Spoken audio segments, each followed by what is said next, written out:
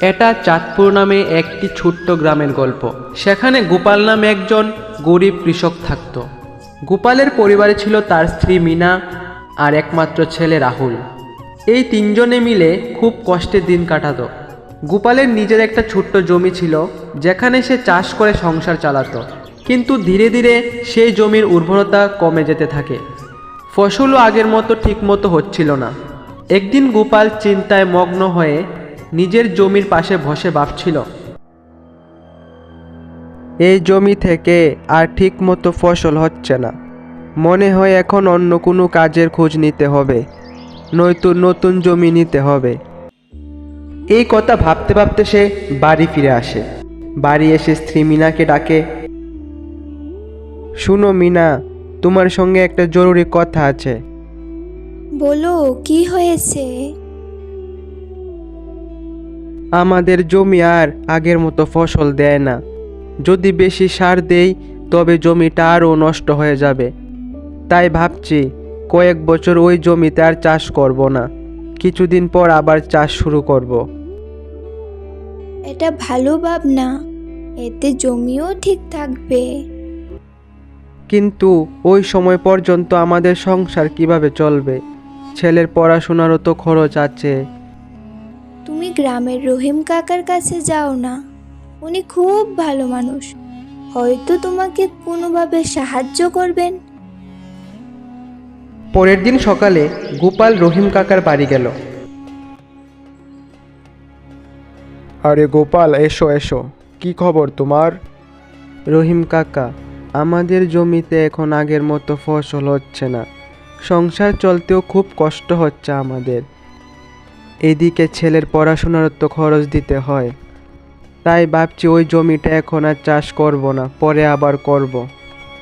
ভাবছি আপনার কাছে একটা জমি হয়তো পেতে পারি চাষ করার জন্য। গোপাল সব কথা রহিম কাকাকে খুলে বলল। সব শুনে রহিম কাকা বললেন, গোপাল, আমি বাড়ির বাইরে একটা জমি রেখেছি, তুমি চাও তো সেখানে চাষ করতে পারো। আমার কোনো ক্ষতি হবে না। বরং তুমি যদি দেখভাল করো জমিটাকে, তাহলে আমারও একটু সুবিধা হবে। ধন্যবাদ কাকা, কাল থেকে কাজ শুরু করব আমি। এই বলে গোপাল তার বাড়ির উদ্দেশ্যে রওনা দিল। সেখানে গিয়ে সে মিনাকে বলল, মিনা, রহিম কাকা একটা জমি দিয়েছে চাষ করার জন্য, কাল থেকে কাজ শুরু করব। আমি জানি রহিম কাকা তোমাকে সাহায্য করবেই, উনি খুব ভালো মানুষ।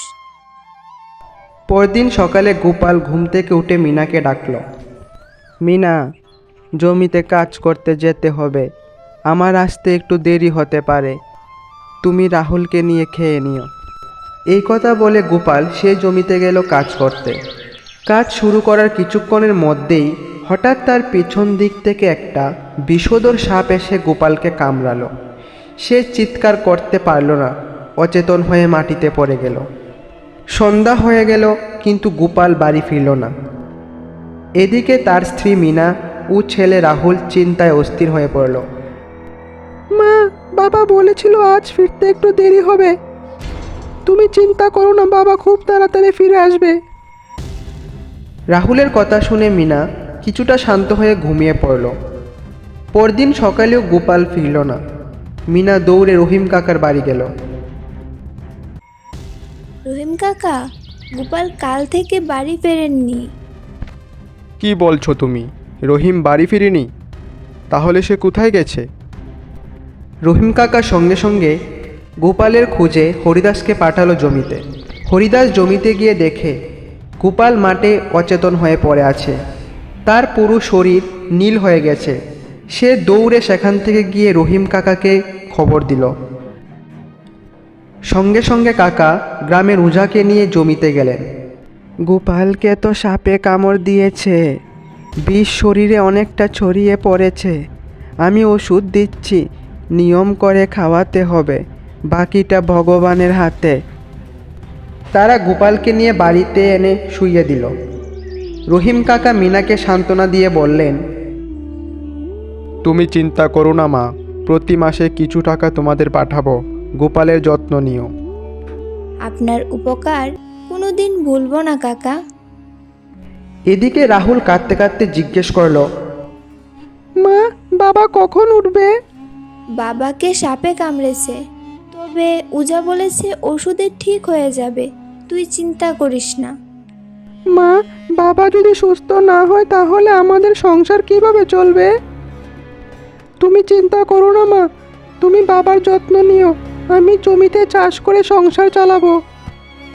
তোমার কিছু করতে হবে না বাবা, তুমি শুধু মন দিয়ে পড়াশোনা করো।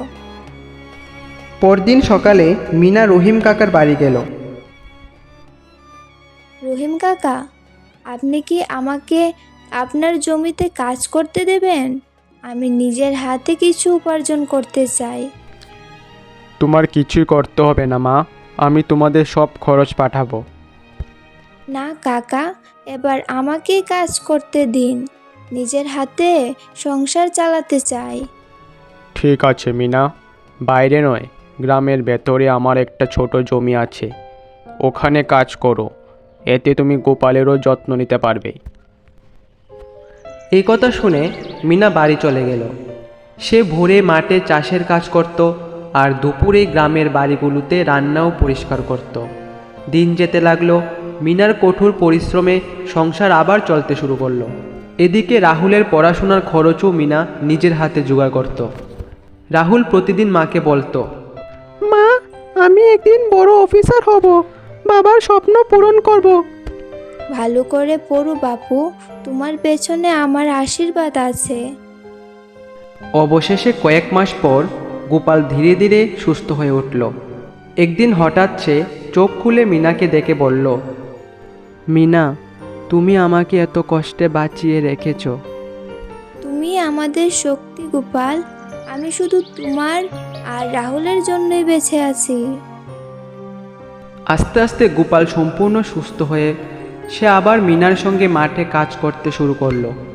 আর এদিকে রাহুলও ভালো করে পড়াশোনা করে একজন বড় অফিসার হয়ে উঠল। আজ আমি এত বড় অফিসার হয়েছি সব তোমাদের জন্য। না বাবা, সব তোমার মায়ের কষ্টের ফল। ওই আমাদের সংসারকে বাঁচিয়ে রেখেছে। সেই থেকে চাঁদপুর গ্রামের মানুষ মিনার কথা মুখে মুখে বলতো। সবাই বলতো, যে নারী নিজের সংসার, স্বামী আর সন্তানকে এত ভালোবাসে সে সত্যিই দেবীর সমান। গোপালু মিনার দিকে তাকিয়ে বলতো, সত্যি মিনা, আজ তোমার জন্যই আমি সুস্থ হয়েছি আর আমার ছেলে রাহুল আজ শহরে এত বড় চাকরি করছে।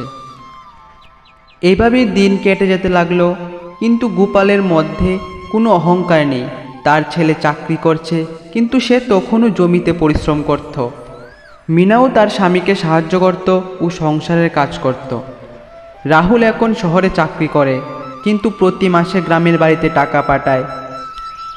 এইভাবেই তাদের জীবন সুন্দর হয়ে উঠল।